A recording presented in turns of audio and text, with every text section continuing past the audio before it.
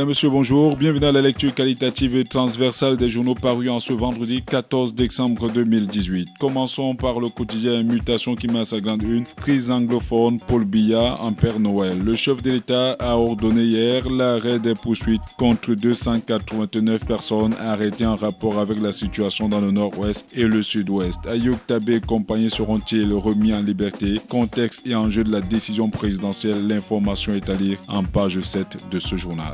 Pour le quotidien Le Messager, Paul Biya au sujet de la crise anglophone et entre en fumage et impuissance. Face aux nuages inquiétants d'un début de septennat tumultueux, le président de la République tente désespérément de démontrer ses talents de navigateur en eau trouble en décidant de l'arrêt des poursuites contre 289 personnes arrêtées pour des délits commis dans le cadre de cette crise qui s'éternise. L'information, vous la retrouverez à la page 3 de ce journal. Libération de 289 ambazoniens entre guillemets, titre le quotidien Info Matin. Sissiko Ayoub Tabé aussi. C'est la substance du communiqué signé hier par le ministre secrétaire général à la présidence de la République Ferdinand Gongo. Le chef de l'État joue à fond la carte de l'apaisement, non sans démontrer et sa volonté et sa détermination de redonner vie dans les régions du nord-ouest et du sud-ouest. Sauf changement de dernière minute, le président autoproclamé de la République imaginaire d'Ambazonie et ses lieutenants sont également concernés par la mesure de Paul Biya. Vous lirez les détails en page 3 de cette édition.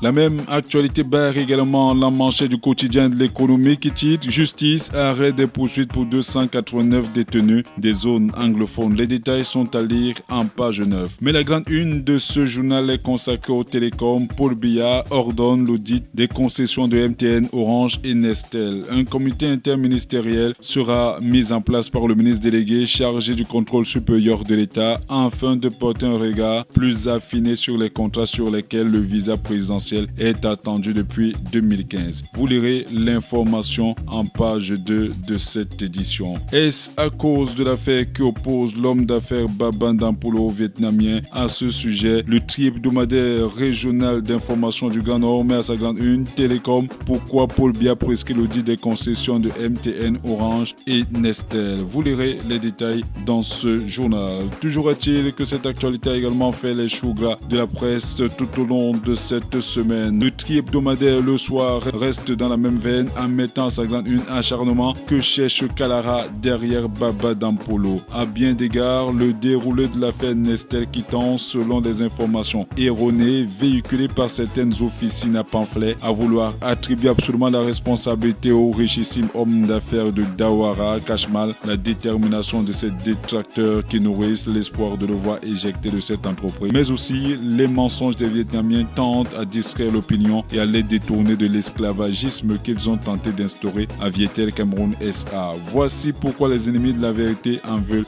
à Baba Ndampolo. Les détails sont à lire en page 3 de ce journal. Le Messager nous informe toujours par rapport à l'affaire Vietel que des mouvements d'humeur pour dénoncer les Vietnamiens sont en préparation à Douala et à Yaoundé. Ces mouvements d'humeur pourront avoir lieu selon le journal le 22 décembre prochain. Diplomatie, titre le quotidien Cameroun Tribune, 2 nouveaux ambassadeurs accrédités. Leurs Excellences Vivien Los Samartin de la République fédérale de Brésil et Cher Diouf du Sénégal ont présenté leur lettre de créance au président de la République Paul Biya. C'était hier au Palais de l'Unité. Vous lirez les détails de la page 2 à la page 3 de ce journal.